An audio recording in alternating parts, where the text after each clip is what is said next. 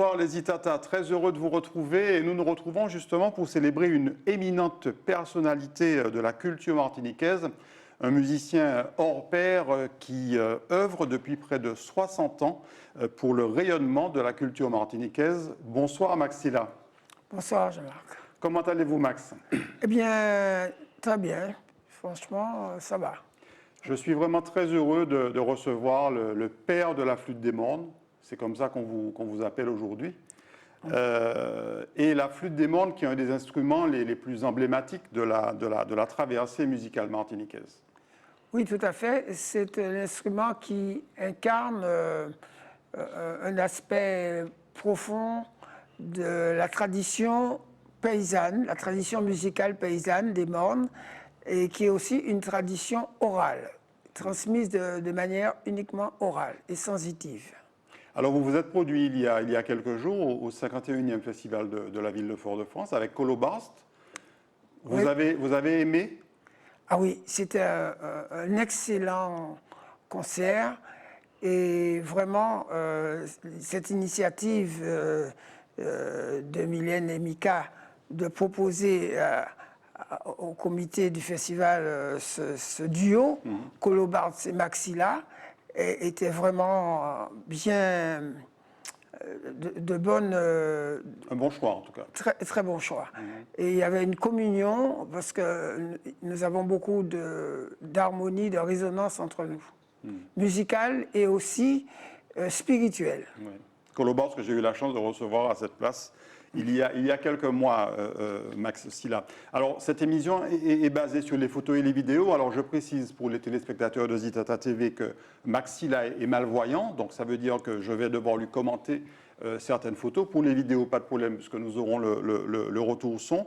Voilà. Donc, Max, on va d'abord commencer par revenir en arrière, il y a quelques 60 années en arrière. On va commencer par votre parcours personnel. Kimounouye.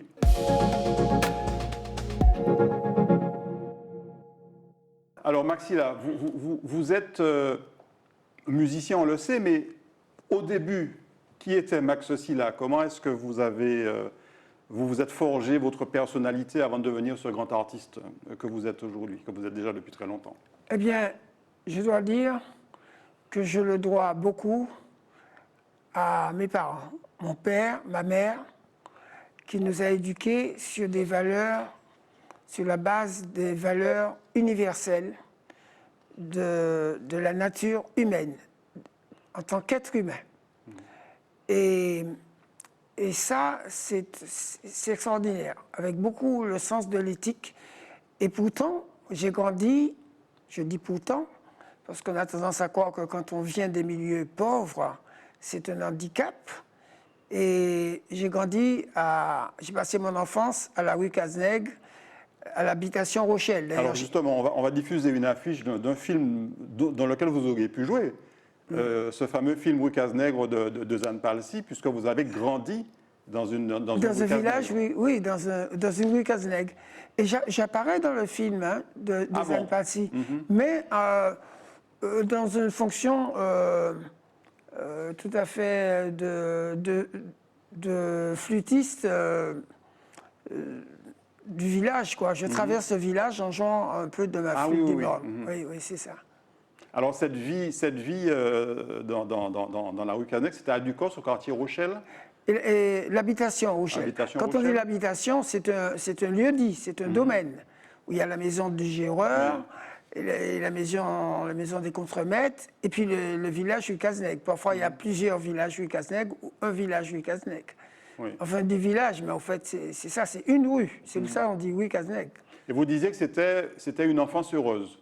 Oui, parce que heureuse de l'apport de la nature. La rivière, le moulin à vent qui était sur la rivière, et tous les arbres fruitiers, on grimpait au manguier, on allait pêcher au carolin, on disait en créole câlin. Et puis les balades dans la nature, aller faire des lianes pour les lapins.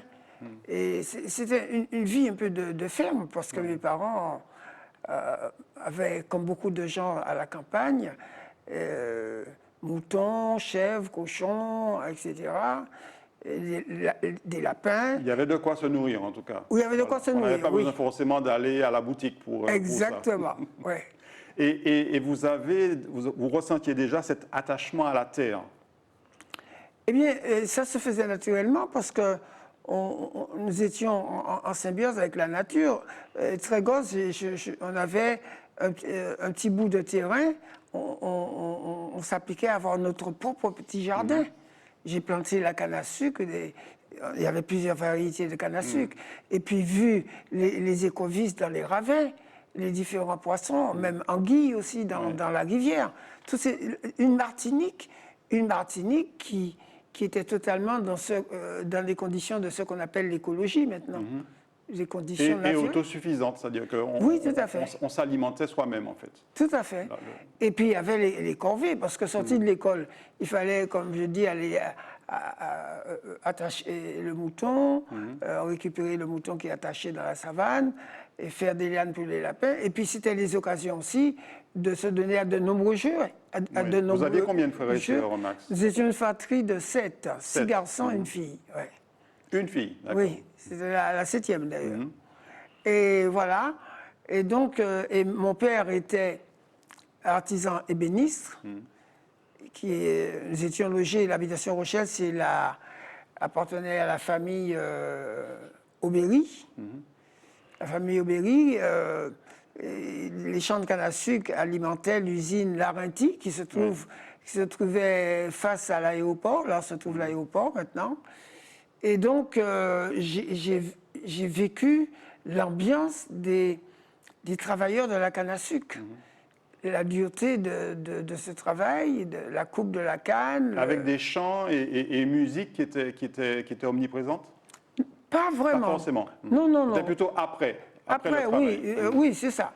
Et encore, c'est un certain monsieur qu'on appelait Monsieur Bondier, qui était un des travailleurs de la rue Cazenègue, et qui s'était fabriqué sa flûte de bambou, et qui jouait le soir, certains soirs, adossé au tronc d'un gros manguier au bord de la route, et qui s'adossait vers les 5h, 5h30, même 4h des fois, 4h30, avec sa flûte, et jouait des mélopées. Et j'ai trouvé ça très beau, avec sa flûte. Et c'était un autodidacte. Oui. Et c'était votre premier contact, en fait, avec la musique flûte, et avec cette flûte, oui, tout à fait.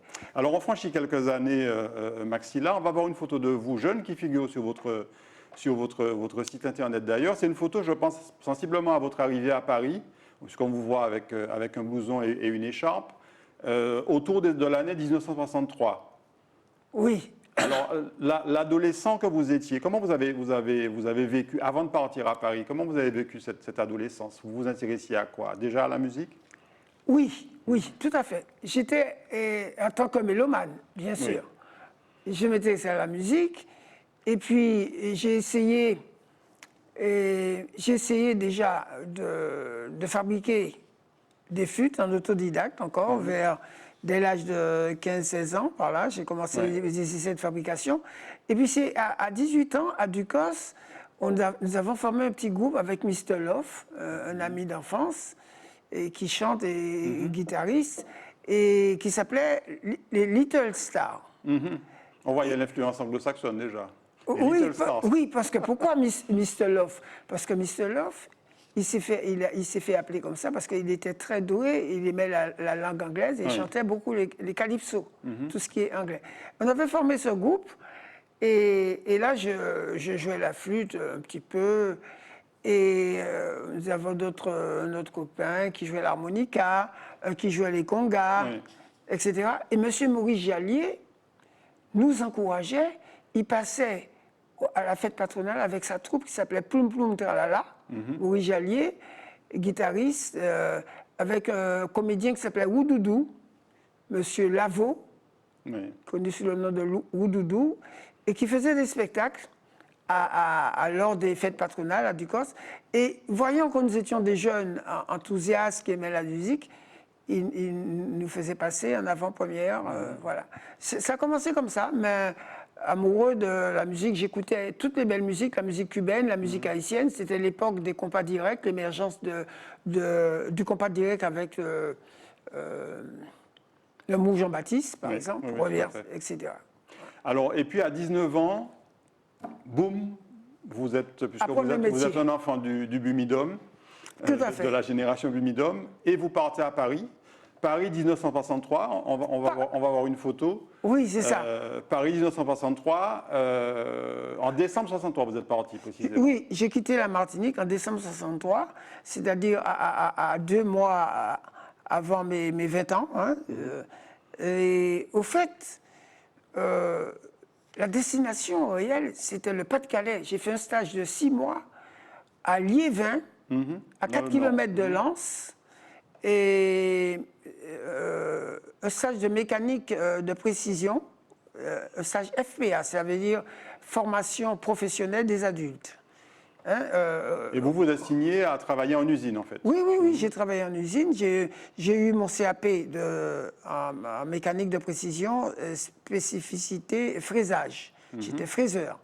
Et après mon CAP que j'ai eu en juin 64, je me suis rendu à Paris. Oui. Je me suis rendu à Paris et orienté dans une entreprise par un inspecteur du travail qui se chargeait d'orienter tous les ressortissants des DOM dans des entreprises françaises. C'était une époque où il y avait beaucoup de demandes d'offres d'emploi. Il y avait beaucoup d'offres d'emploi. Voilà. Absolument. Et puis, quelques années plus tard, je crois que c'est décembre 1967, vous allez faire une rencontre. On va écouter, regarder et écouter une vidéo et on revient en plateau pour en parler ensuite, Maxime. D'accord.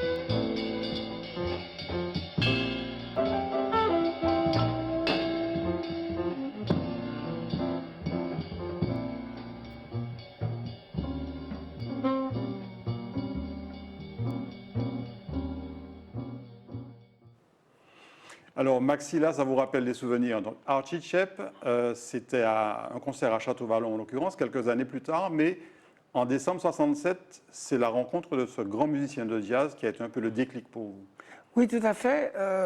Rencontre avec Archie Shepp, rue de la Huchette, dans le quartier latin, Saint-Michel, le quartier Saint-Michel exactement, à Paris. Et Archie Shepp venait d'arriver en France, parce que c'était l'émergence du free jazz. Il était parmi les précurseurs de cette nouvelle conception musicale des Afro-Américains. Et donc, on s'est rencontrés dans la rue de la Huchette. C'était une époque où je côtoyais le quartier latin, principalement un club musical qui s'appelle l'Escale, rue Monsieur le Prince, au métro Odéon, tout près de Saint-Michel, d'ailleurs, la station à côté. Et habituellement, j'allais surtout écouter les Sud-Américains et les Cubains qui jouaient. Il y avait une cave cubaine à l'Escale de musiciens cubains qui jouaient.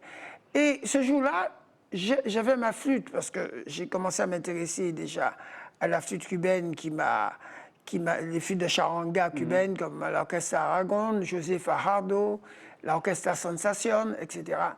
Et donc, je m'étais procuré à Paris, je m'étais acheté une flûte en ébène, cette flûte cubaine, et j'allais écouter les Cubains et faire le bœuf avec eux. Et c'était des musiciens de la génération de mes parents, bien plus âgés que moi, et qui m'encourageaient. Ils voyaient un jeune qui aime leur musique, qui m'encourageait. Et ce soir-là, je rencontre un musicien ce fameux Archichep, que je ne connaissais pas d'ailleurs. Mais apparemment, lui, il vous connaissait, puisqu'il vous a proposé de venir jouer Non, avec lui. même pas, même pas. Chep, je crois qu'il était dans un élan d'enthousiasme. Il était tellement content d'être à Paris. On se croise dans la rue, il voit un jeune musicien. J'avais ma boîte de flûte sous les bras. Il a compris que j'étais musicien. Il avait son sax, son étui de sax ténor à la main. On s'est croisés comme ça. Il est venu vers moi et il me dit brother. Il m'adresse comme ça. Il commence à me parler en anglais et j'ai compris un peu qu'il m'invite. Il jouait au Chat qui pêche. Et il m'invite comme ça spontanément. Oui. Et je me trouve emporté dans une aventure extraordinaire. Et c'est arrivé dans le club, j'ai compris que j'avais affaire, que j'avais rencontré une grande vedette du free jazz. Et c'était un déclic parce qu'il m'a passé le micro, il m'a fait jouer avec lui. Et spontanément, j'ai ressenti cette musique et j'ai improvisé avec lui. Si bien il y avait plein de journalistes dans la cave de jazz, hein, c'était des caves du quartier latin. Et ensuite, la patronne du Chat qui pêche, Madame Ricard, elle s'appelait, c'est une femme originaire d'Avignon, la ville d'Avignon, et qui me dit, quand elle a compris que je vivais à Paris, que je n'arrivais pas des États-Unis avec Archichep, que j'étais martiniquais, elle m'a dit, eh bien justement, j'aimerais faire des matinées dansantes le dimanche après-midi. Est-ce que vous pouvez venir jouer avec des amis? Et par la suite, vous avez donc joué au Chat qui pêche. Voilà, c'est ça. J'ai contacté, c'est à cette même époque que j'ai contacté Henri Guédon, Daniel Mizen, Roland Malmain. Il y avait aussi Georges Pastel qui faisait des études de médecine et qui passionné de musique cubaine également, au conga, de percussion. Et donc, et Jojo Gokavla, toute cette équipe, et Carlos Bartouche Christian, on a formé tout un groupe extraordinaire et nous avons animé plusieurs soirées, matinées dansantes au Chat qui pêche le dimanche. Et ça se passe exactement au février-mars 68. Et après arrive mai 68. Et donc on peut dire, Max, que cette rencontre avec Archichep a été quelque part le déclic, le démarrage de votre carrière de musicien. Ah oui, tout à fait, puisque c'est le premier contrat que j'ai eu, puisque Madame Ricard, qui avait une attitude très maternelle avec moi, elle m'appelait, elle me dit, elle a eu la même attitude que Chip, elle me prend un peu dans ses bras comme ça, et elle me dit, mon petit, tu as la trempe des grands, qu'elle me dit. Madame... Elle ne s'était pas trompée. Elle ne s'était pas trompée. Alors, 2 ans après ou un peu moins, Max, vous revenez en Martinique en 69, c'est bien ça? En 70. En 70. Oui, je reviens en Martinique. Ah oui, je reviens d'abord en 69, mais pas longtemps, 2 mois et demi. Et on va voir une photo justement, une photo de quelqu'un qui malheureusement nous a quittés l'année dernière. Ah oui, je Roger sais. Jaffori et son groupe Katiunga, c'est une affiche. Et vous avez joué avec Roger Jaffori quand vous êtes revenu en Martinique. Tout à fait. Roger Jaffori, qui est un ami d'ailleurs, et qui était le responsable du groupe Kachunga, qui comprenait aussi comme pianiste Polo Rosine, il y avait Bim Monville au sax, Victor Termé aussi également. Que des grands noms. Hein. Ah oui, c'est ça. Et Roger Jaffori, voyant que je pratique cette flûte cubaine, m'intègre dans le groupe Kachunga, qui c'était le premier groupe à faire de la musique latin jazz, musique cubaine et latin jazz. Et c'était une rencontre formidable. D'ailleurs, on ne s'est jamais perdu de vue depuis. Et c'était une très belle expérience. Ça s'est passé en février 69 exactement. Je suis resté 2 mois et demi en Martinique. Et c'était un premier retour au pays. Après, je retourne à Paris. Et je reviens 1 an après, en 70, mais là, à ce moment-là, déterminé à valoriser notre flûte traditionnelle des Mornes. Merci pour la transition, Max. On va passer justement à la rubrique matinique pour continuer à parler de la flûte des Mornes.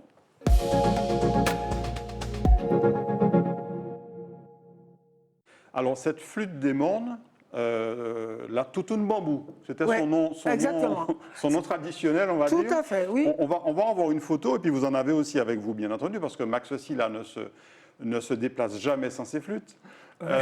Donc, cette fameuse toutoune bambou, vous avez décidé de la rebaptiser flûte des Mornes. Oui. Et j'explique d'ailleurs, puisqu'on est, dans l'ère du numérique, pour ceux qui veulent savoir plus, j'explique très clairement sur mon site max-silla.com, j'explique très clairement la réflexion sur laquelle, qui m'a conduit à appeler cette flûte la flûte des Mornes. Je me suis dit, c'est pour que dans les années à venir, qu'on sache ses origines, qu'elle appartient à la paysannerie martiniquaise et à l'oralité rurale. Oui. Le fruit de l'oralité rurale, parce que cette flûte de bambou est... Alors on la voit, on a deux flûtes sur le plateau. On a la flûte, effectivement, la flûte de bambou qui est la flûte des Mornes, l'ancienne toutoune bambou que vous avez rebaptisée flûte des Mornes. Ouais. Et puis on a à côté une autre flûte qui est la flûte de Charanga dont on va parler tout à l'heure. Oui. Et donc vous avez entre les mains cette flûte que vous avez... avec laquelle j'ai composé, Voilà. j'interprète ce thème qui est devenu emblématique, la flûte des Mornes, qui commence comme ceci.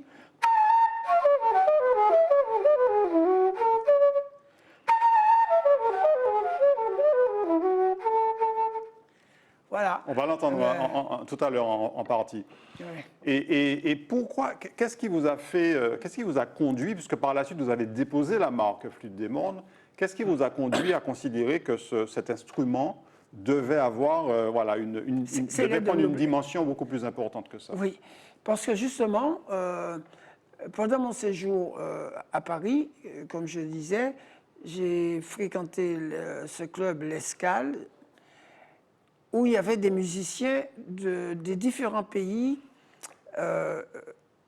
hispaniques, de culture hispanique, d'Amérique du Sud, c'est-à-dire le Pérou, la Bolivie, le Chili, Venezuela.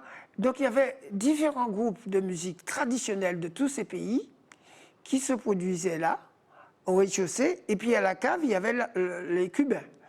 Donc j'ai écouté toute cette musique et j'ai entendu des virtuoses de la quena, flûte traditionnelle des Andes, flûte en bambou et en roseau, et apprécié, applaudi par un public international, tant des Français que des touristes, etc., de toute provenance. Et je me suis dit, nous avons une flûte traditionnelle aussi chez nous, en Martinique, cette flûte de bambou, notre toutoune bambou. Eh bien, je voudrais que son expression musicale soit connue également dans le monde entier. Et on va le voir sur la photo suivante, vous vous êtes mis aussi à fabriquer des flûtes. Vous êtes devenu facteur de flûtes. Oui, c'est ça. Je rentre en Martinique en 70, déterminé à faire valoir cet aspect de notre patrimoine, de notre culture martiniquaise, de notre culture rurale. Et je me suis dit, pour ça, il faut que la flûte soit d'une conception précise, avec un doigté précis, ce qu'on appelle la tablature, une tablature précise, et pour qu'elle soit absolument fiable et défendable, quelque part. Donc, j'ai mis au point, j'ai fait des recherches depuis Paris d'ailleurs, pour mettre au point une méthode de fabrication. Et une fois en Martinique, je rencontre Eugène Mona. On va en parler tout à l'heure. Allez-y, continuez, Max, continuez. Et donc, parce que je viens en 70, exactement, c'était le retour au pays. Ça me fait penser un peu à Aimé Césaire, cahier du retour au pays natal. Et bien, pour moi, c'était le vrai retour au pays. En juillet 70, où je reviens à Martinique par le paquebot Antilles, et décidé de vraiment mener campagne pour défendre cette flûte et toute la musique rurale qui va avec cette flûte, le belay et tout ce qui est autour du belay, le bélia, le grand belay, etc. Et là, à l'époque, il n'y avait pas encore le CMAC, il y avait un organisme qui s'appelait la mission d'animation culturelle, qui était dirigée qui était programmée par le ministère de la Culture, avec un monsieur qui s'appelait Michel Philippe, qui était responsable de cela, une mission d'animation culturelle à Martinique, et qui a appris qu'il y a un jeune homme, Maxilla, qui défend ce patrimoine, et il a pris contact avec moi. Il m'a encouragé dans ce sens parce que je rencontre au Robert en décembre 70 Eugène Mona, que personne ne connaissait encore à l'époque. Suite au bœuf que je fais avec l'orchestre La Perfecta animait une soirée dans un restaurant, une soirée dansante dans un restaurant Payotte, près du stade du Robert. Et je fais le bœuf avec La Perfecta, avec ma flûte d'ébène, ma flûte cubaine, donc, dans un morceau cubain qui jouait, parce que Perfecta jouait... Il jouait beaucoup de salsa à l'époque. Oui, à l'époque, oui. Beaucoup de musique latine. Oui, beaucoup. Et voilà. Et j'étais venu en tant que client, j'étais dans le public à cette soirée de Perfecta. Et quand j'improvise dans un son, après je quitte la scène, je retourne dans le public. Et à ce moment-là, il y a un grand jeune homme noir qui vient vers moi et qui me dit « peux jeter un coup d'œil dans le futua ?» Et je lui montre ma flûte, cette flûte cubaine, en ébène, traversière. Et il me dit, tu qu'à mener une flûte comme ça, ma qualité, c'est moi à la flûte, etc. Et on fait connaissance, et c'était Eugène Mona. Et voilà. Et par la suite, vous allez assez régulièrement jouer ensemble et échanger. Alors, on va revenir sur Eugène Mona dans un instant. Je voulais qu'on parle très rapidement, Max, de votre passage au CERMAC, parce qu'on va voir sur la photo suivante. Vous avez été formateur au CERMAC et vous avez formé de jeunes futurs musiciens. Oui, justement. Mais c'est ça toute la chronologie. C'est que quand je rencontre Mona, moi, je suis le technicien qui a mis au point toute la tablature de la flûte, de cette flûte que j'ai appelée flûte des mornes. Et Mona, on est de la même génération, pratiquement du même âge. Il est de 43, vous êtes de 44. Oui, il y a 6 mois d'écart entre nous, que 6 mois. Donc, on est de la même génération, on défend la même cause. La différence, c'est que Mona est toujours resté en Martinique, dans sa campagne, et personne ne le comprenait. Et quand il se présentait partout avec sa flûte, on disait, mais côté Monsieur Calais, et puis en flûte de bambou, en tout de bambou. Et je suis la première personne, en l'entendant jouer, qui l'ait encouragé. J'ai dit, mon cher ami, ou qu'a exprimé exactement ces valéas en cas de défendance. C'est-à-dire, c'est l'expression, vous êtes l'expression totale de cette musique des campagnes que je viens valoriser, défendre. Et depuis ça, je l'ai encouragé. Et puis, il avait certaines lacunes au niveau du doigté. Je lui ai apporté les fruits de mes recherches. Et à partir de ce moment-là, on s'est côtoyé régulièrement l'année 71, l'année 72 et l'année 73. Donc, pendant 3 ans. Pendant ces années-là, en 1972 exactement, M. Michel Philippe de la Mission culturelle fait venir une grande comédienne française qui s'appelle Sylvia Montfort. Qui par la suite a été directrice de théâtre. Enfin, exactement, le Carré Torigny. Oui, exactement. Le Carré Torigny à Paris. Sylvia Montfort vient pour donner un spectacle des œuvres de Claudel qui s'appelle Conversation dans le Loir-et-Cher de Claudel. Et dans le même programme artistique, ça se passait à la Purgerie de Fonsejac, à Sainte-Marie, Dans le même programme, il y avait un trio de musique classique, le trio Pasquier, des frères Pasquier, des violonistes.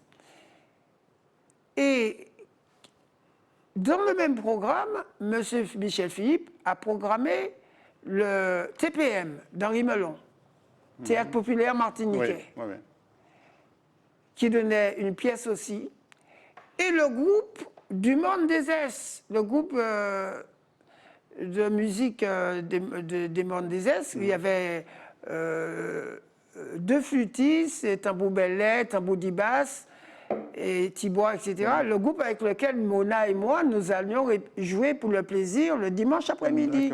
Et Michel Philippe m'a programmé avec le groupe du Monde des S. Maxilla, accompagné du groupe du Monde des S.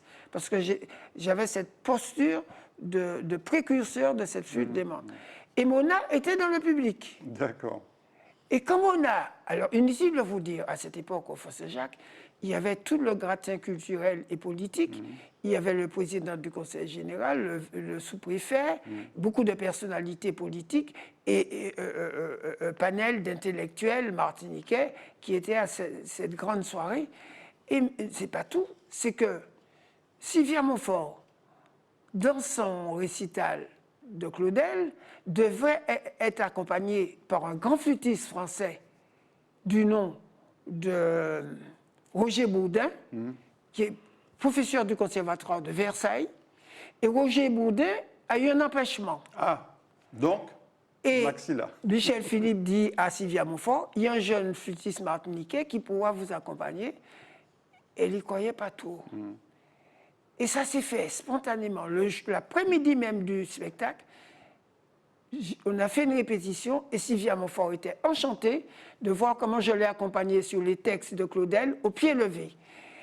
Et le jour du spectacle, où il y avait tout ce monde, tout ce beau monde de la culture martiniquaise, eh bien, Mona était dans le public.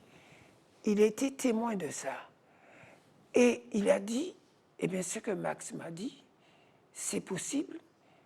Parce que j'avais dit qu'avec sa flûte de bambou, qu'il pourra être connu du monde entier sans avoir besoin de faire la clarinette et le sax, des instruments reconnus, comme beaucoup de gens le disaient. Voilà un peu la phase extraordinaire de l'histoire. Et je vais continuer pour arriver au Parc Floral, au CIRMAC.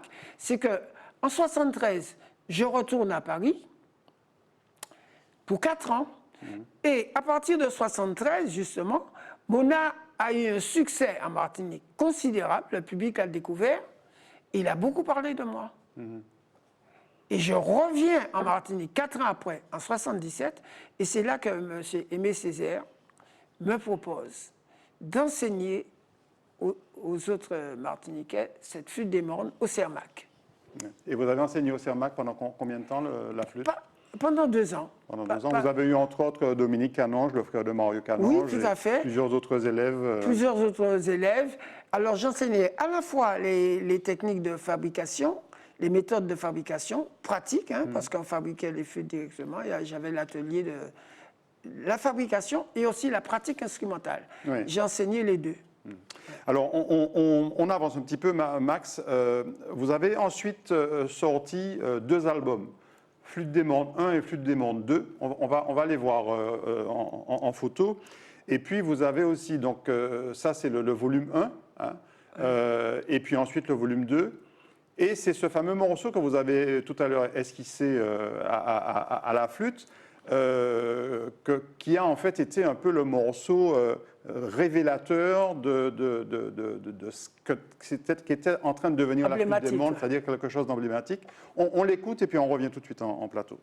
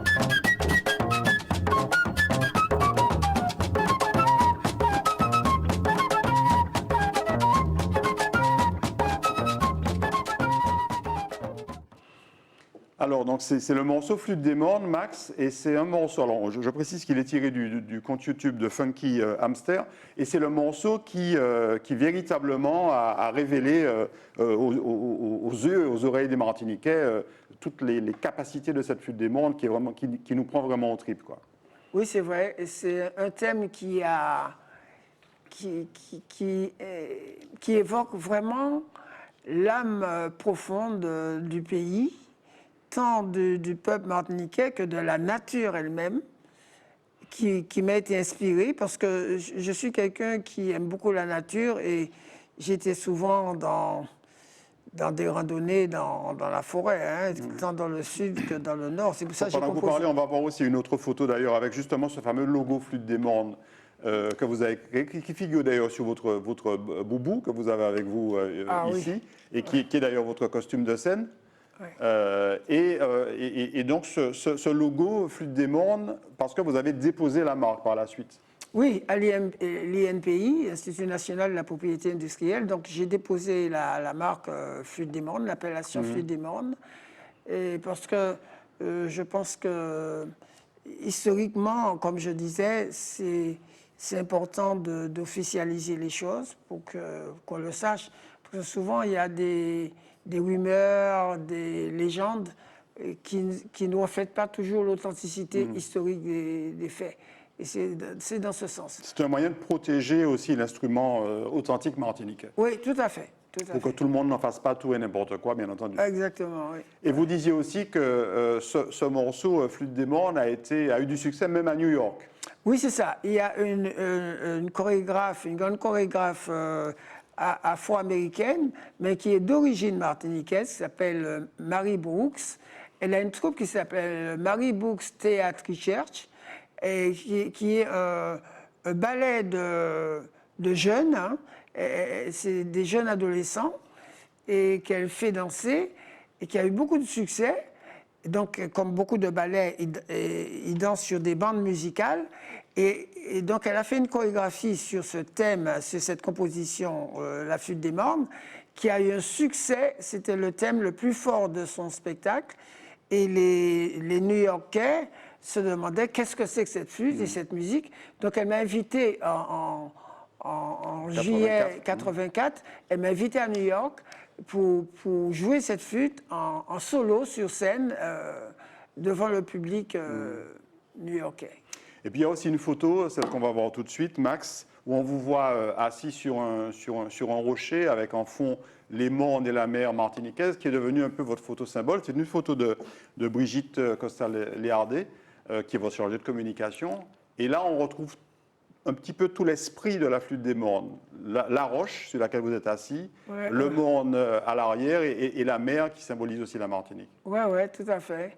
Et Brigitte Costa, qui est une excellente conteuse et aussi photographe, et qui a grand plaisir à faire toute ma communication, puisque c'est elle qui a fabriqué mon site et qui fait toute ma communication Internet. Dans le cadre de l'association que vous avez créée, qui s'appelle Arts musicaux et expression, hein, oui, c'est tout ça, à fait. qui a été créée en 2002. Oui, c'est ça.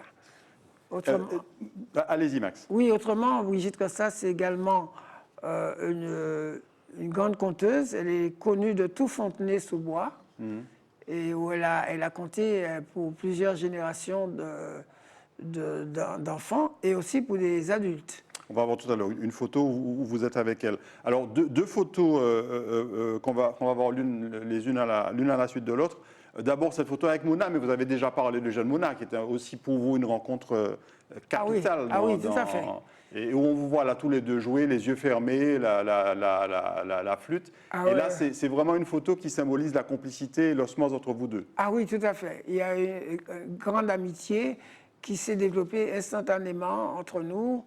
Nous avons eu beaucoup d'échanges très profonds sur des questions d'humanité, de culture, de politique, de beaucoup de questions profondes.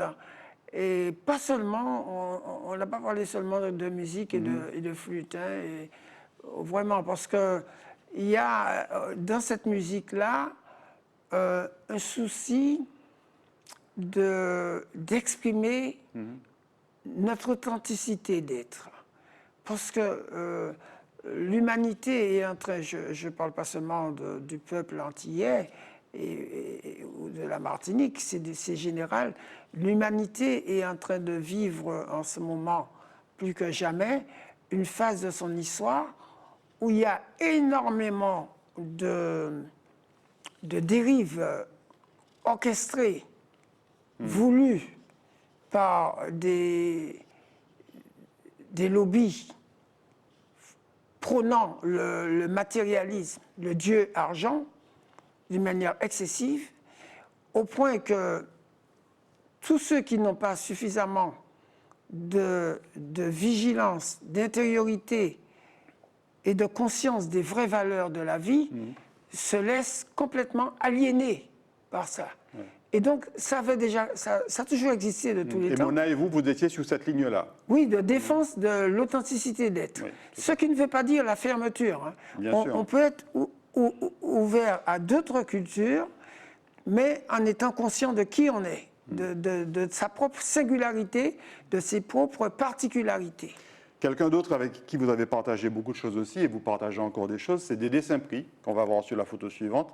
Et Dédé, lui, vous n'avez pas forcément beaucoup joué ensemble, par contre, il a bien appris, vous lui avez appris à fabriquer des flûtes. À fabriquer, et puis il a bénéficié aussi des droités qui sont sur ma tablature.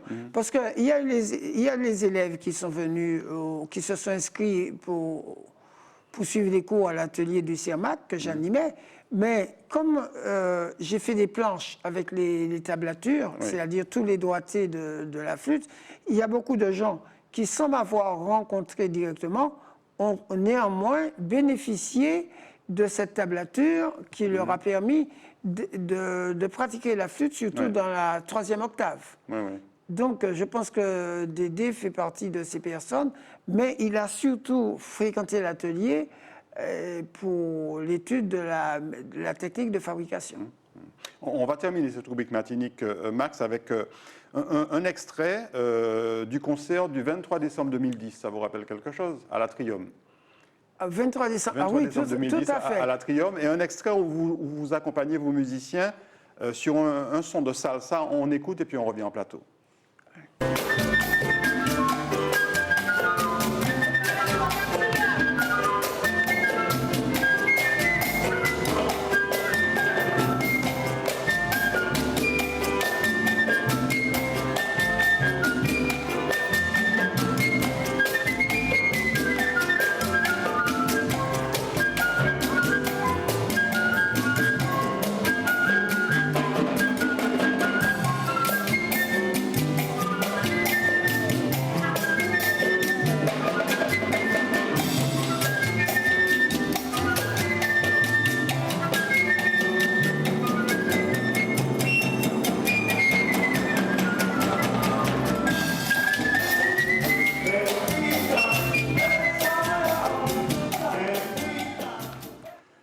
Alors, des images de Edgar Silla, qui figure sur le compte YouTube de Brigitte Cossal-Hardé.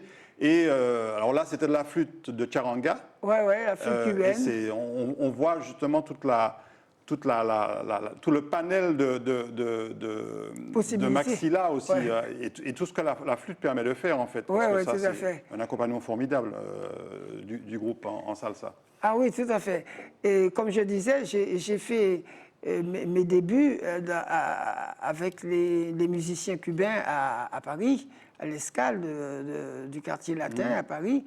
Et effectivement, les anciens de la génération des Buenavistas. Donc c'est une musique déjà que j'ai entendue très jeune, depuis mon adolescence, mais qui me parle. Et c'est pourquoi je dis que je me sens profondément caribéen, martiniquais. Et donc, c'est extraordinaire parce que, autant que la musique des Mornes, cette musique de mes racines martiniquaises me parle, eh bien, je ressens cette musique cubaine de la même manière. Elle fait partie de notre culture. Et d'ailleurs, j'ai été invité par Angèle Étienne en 1996 à une émission en Guadeloupe qui regroupait les 3 chaînes de télé Guadeloupe, Martinique, Guyane. Et vous avez été invité à Cuba aussi. Oui, Vous avez été pratiquement l'un des premiers musiciens ou en ouverture de Cuba à jouer à oui, La c'est Havane. ça. Oui, à La Havane, au Festival mondial de la jeunesse et des étudiants, qui a eu lieu en 1978. Où j'ai représenté la Martinique. J'étais responsable de la délégation artistique de Martinique. J'ai emmené des personnes comme Joby Bernabé, Oui. Raoul Guivalier. C'est encore, nous étions tout un groupe. Et d'artistes. ce qu'on n'a pas dit aussi, c'est que vous avez même... Eugène Mona Mona. était avec nous, oui, tout à fait. Ouais. Mona était avec nous à Cuba aussi. Oui. Et ce qu'on n'a pas dit, et prenez la flûte de charanga à côté de vous, Max. Ce qu'on n'a pas dit, c'est que vous avez même réussi à vendre une flûte à Johnny Pacheco, une flûte de Oui. charanga à Johnny Pacheco. Oui, en 1974. Il avait un problème de flûte qui s'était fendu, parce que c'est des flûtes en bois d'ébène. Et donc, c'est par l'intermédiaire de Manu Dibango, qui à l'époque venait d'avoir un grand succès avec Soul Makossa. Oui. Il était invité par la Fania All Star. Et Johnny Pacheco a dit à Manu Dibango, trouve-moi une flûte en France, parce que les Cubains savent que leur flûte vient de France. C'est l'ancienne flûte classique du 19e siècle, à revisiter et à adoptée dans la musique cubaine, mais avec une utilisation beaucoup plus vaste que l'utilisation qui en était faite dans la musique classique française et européenne. Et voilà. Max, le temps passe très vite. On arrive à la toute dernière partie de l'émission qui s'appelle Politique. Un jingle et on revient.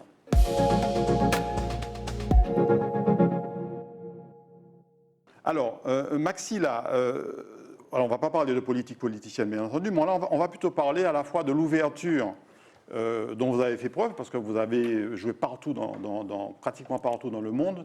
Vous avez aussi été reconnu. Alors, il y a eu, on va voir une première photo, il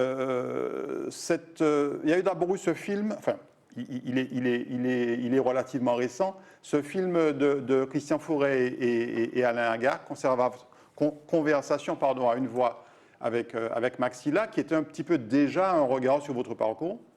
Oui, oui, tout à fait. Et j'ai bien aimé comment ça s'est passé, parce que ce film s'est fait d'une manière tout à fait spontanée, exactement comme je dis, un peu comme les reporters. Ouais, c'est un film de reportage, en quelque sorte. J'étais programmée pour un festival qui s'appelle Côte-Nord-Ca, Côte-Nord Caraïbes, et donc je logeais au Carbet. J'étais programmée à la Maison pour tous, pour animer une masterclass de flûte. Et Christian Fauré et Alain Aga étaient chargés par cette association Côte-Nord-Ca de filmer les points forts du festival. Et donc, ils ont filmé une partie de la masterclass. Ils ont été très sensibles à ma pédagogie, les valeurs que je défendais à travers l'enseignement de la flûte des mornes. Et ils m'ont proposé, ils m'ont dit que justement, ils veulent faire un documentaire qui n'incite pas les gens à consommer, mais à être. Et j'ai dit OK. On retrouve les valeurs dont vous parliez tout à l'heure. Exactement, tout à fait. Et donc, ils sont venus me voir. J'étais à l'hôtel Marouba du Carbet. Ils sont venus me voir. Et un matin, on est parti dans la nature comme ça. Il y a un qui tenait le micro, qui me questionnait, et l'autre la caméra. Ça s'est fait aussi simplement que ça. Un avec le micro, l'autre avec la caméra. Et il y a eu, c'est pour ça que ça s'appelle Conversation à une voix. Et c'était un moment très, très naturel, très spontané et très, très fort, très vivant. Autre moment aussi très fort, c'est on va voir l'affiche, la couverture de France Antilles, c'est ce fameux concert de Font-Saint-Jacques le 19 juillet 2015, au moment pour le tournage d'un autre documentaire qui a été fait sur vous par Michel Renette et Cyriaque Sommier, qui s'appelle Le Sage et la flûte, et qu'on a pu voir d'ailleurs récemment sur Zitata TV. Et ça, c'était un concert à Font-Saint-Jacques où il y avait avec vous beaucoup de vos amis musiciens Oui, tout qui à sont venus fait. spontanément jouer avec vous. Il Marseille. y avait notamment Marseille, il y avait Alfred Varas, par exemple. Ouais, tout et à ça fait. aussi, c'est un bon souvenir. Très bon souvenir. Et c'est une reconnaissance, en fait, aussi de tout ce que Max Silla représente pour la Martinique. Oui, c'est ça. Et Michel Renette, qui est, à l'époque, était rédacteur sur France 3. France 3, oui, c'est ça, tout à fait. Rédacteur en chef à France 3, je Ouais, pense, oui. ouais. Et donc, c'est vrai, c'est un film de 52 minutes, oui, ils ont essayé de donner au mieux ce qui représente la trame même de ma démarche, Ouais, quoi, oui, tout à fait. de ma carrière. Et ce qu'on peut dire, c'est que vous avez été non seulement reconnu en Martinique, alors souvent on dit nul n'est prophète en son pays, mais vous, Maxi, là, vous êtes encore reconnu en Martinique, et vous avez été aussi reconnu ailleurs. On va voir deux photos. Le premier, c'est un article de Libération en 2017, au moment où votre album Flûte des mondes a été republié. Ouais, oui. On voit d'ailleurs la tenue que vous avez aujourd'hui, qui est le boubou de scène sur cette photo. Et la Mantillaise dans une flûte de campagne. C'était le titre de l'article de Libération, qui est vraiment un très très bel hommage. Un très bel hommage, parce qu'effectivement, j'ai été contacté par un label suisse de Genève, qui s'appelle Bongo Joe, qui est un Suisse d'origine libanaise, qui était tellement sensible à ma musique qu'il a voulu absolument rééditer le premier volume de La Flûte des Mornes. Oui. Dans lequel figure... En vinyle. En vinyle. Oui, tout à fait. Sur lequel figure justement le fameux morceau qu'on a entendu tout à l'heure. Et puis il y a eu aussi, alors vous avez rayonné partout dans le monde, on a parlé de vous dans le magazine spécialisé Traversière, qui est consacré aux flûtes. Et puis même aussi en Norvège, on va voir la photo... alors c'est intraduisible parce que je ne comprends pas le norvégien, mais Max Silla a eu une page entière avec tous ces albums quasiment sur un journal norvégien. Oui, de la culture. C'est extraordinaire. C'est un journaliste norvégien qui est venu à Paris. Il était heureux comme tout de me rencontrer. Et il est venu d'ailleurs à un concert que je donnais au Baiser Salé.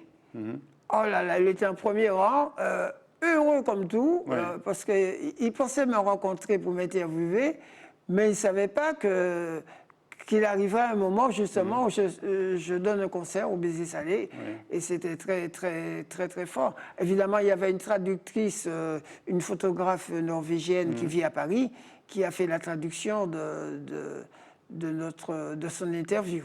Quand on est un musicien comme vous, qui est plutôt quelqu'un on va dire, avec beaucoup d'humilité, vous n'aimez pas vous mettre en avant, et pourtant vous avez été reconnu dans le monde entier, Max Silla. Qu'est-ce qu'on ressent? Est-ce que c'est une forme de récompense malgré tout?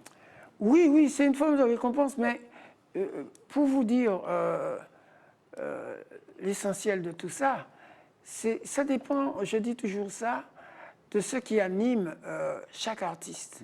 Parce que le domaine artistique, c'est un domaine comme tout le reste, où il y a plein de diversité de nature. Tous les artistes n'ont pas les mêmes motivations, les mêmes préoccupations, etc. Pour ma part, ma musique et ma démarche artistique est animée de joie, le souci de beauté, qui va en même temps avec la joie d'ailleurs, parce qu'une belle musique, ça suscite la joie, et aussi, une fois de plus, d'authenticité d'être. Et à partir de ce moment-là, cela implique une conscience universelle de la nature humaine, de l'être humain. Et donc, le fait que ma musique soit reconnue, j'en suis heureux parce que ça fait des gens heureux. Et je dis souvent, récemment, dans un des récents concerts que j'ai donné au Baiser Salé, j'ai exprimé une parole symbolique de la flûte des mornes, du père de la flûte des mornes, une phrase que j'ai reçue en méditation. Oui. Je dis bien en méditation, parce que je pratique la méditation, la prière, et je crois à la présence divine dans tous les aspects de la vie. Et cette phrase que j'ai reçue, qui est la phrase emblématique aussi de la flûte des mornes, exprimer le meilleur de soi pour le plus grand bien de chacun et le bonheur de tous. Très, très belle phrase. On termine avec 3 photos, Max Sylla, très rapidement. Alors d'abord une photo avec quelqu'un qui est un peu devenu aujourd'hui votre complice, Brigitte Costa-Léardé, qui a créé un concept qui s'appelle les récits musicontés, avec Brigitte, avec laquelle vous jouez de temps en temps pour justement dans le cadre de ces contes en musique. Oui. Vous en avez parlé. Brigitte est aussi votre chargée de communication. D'ailleurs, elle vous accompagne ici en Martinique. Il y a une vraie complicité. Oui, tout à fait.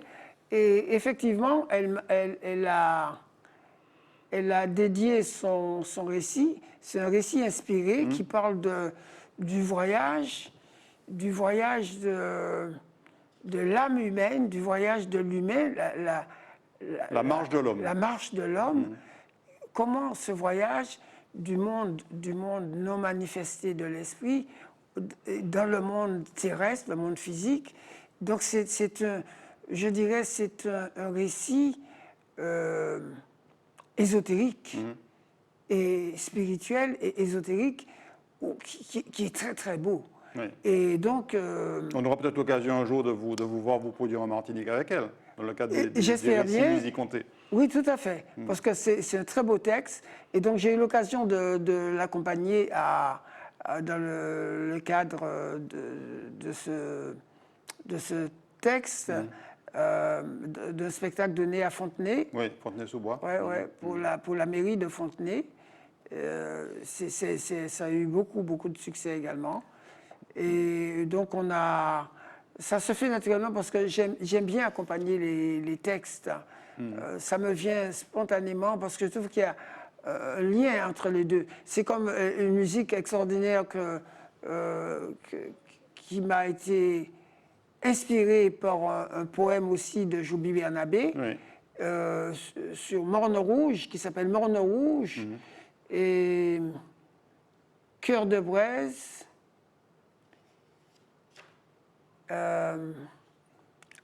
J'ai oublié le titre exactement, mais c'est un poème qu'il a composé à la demande de l'ancien maire du Morne Rouge.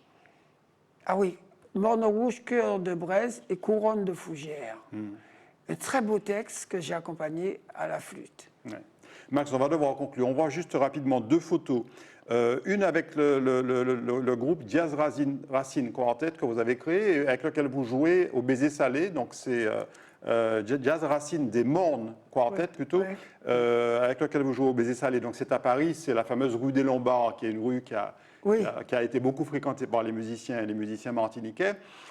Donc c'est un petit peu devenu votre quartier général. C'est là que vous jouez quasiment presque oui, très, assez très souvent. régulièrement. Voilà. Oui, c'est ça. Et puis il y a aussi cette photo, je termine avec elle, qui s'appelle les sous-fifres de Saint-Pierre. C'est dans le cadre d'un festival qui se passe, alors pas à Saint-Pierre en Martinique, mais à Saint-Pierre-d'Aurillac. Oui, au sud de Bordeaux. Voilà, et vous avez participé comme ça à plusieurs festivals de ce genre, parce que maintenant vous vivez en France hexagonale, et vous produisez un peu partout en France. Un peu partout. J'ai donné aussi un concert le 14 décembre 2019 à l'Opéra de Lyon, et c'était vraiment plein. Et aujourd'hui, Max Sylla, il a porte ouverte partout en France, quasiment. Oui, ça, je dois le dire, ma musique est reconnue de plus en plus, et surtout dans les hauts lieux de la musique classique, parce que récemment, le 28 mars de cette année, j'ai donné un concert avec l'orchestre de flûte français, qui est un orchestre composé de flûtistes, professeurs de flûte de conservatoire de musique. Donc c'est de plus en plus, et plusieurs de mes thèmes sont étudiés dans des conservatoires, notamment le conservatoire du 19e arrondissement à Paris, la classe de flûte tenue par une japonaise très douée, d'ailleurs, une très grande flûtiste japonaise qui s'appelle Mie Ogura, qui dirige la classe de flûte du conservatoire du 19e et qui a fait interpréter 3 de mes compositions, c'est-à-dire l'Habitation Rochelle, la danse des bambous et Réminiscence, par ses élèves. Maxi, là, on arrive à la fin de cette émission, on a déjà beaucoup débordé. Vraiment, merci beaucoup d'avoir partagé avec nous ce parcours extraordinaire. Merci. Max, on peut dire Max, le joueur de flûte universel. Merci. Le joueur de flûte universel. Merci beaucoup pour tout le travail que vous avez fait autour de la flûte des mondes et de la tradition martiniquaise. Eh bien, je te remercie, et Jean-Marc et toute l'équipe de Zitata. Merci de cette initiative et bon succès pour votre chaîne de télé et puis bon succès pour toutes les émissions qui permettra aux Martiniquais d'avoir plus confiance en eux. Merci beaucoup Maxila, merci à vous de nous avoir suivis. À très bientôt sur Zitata TV. Merci.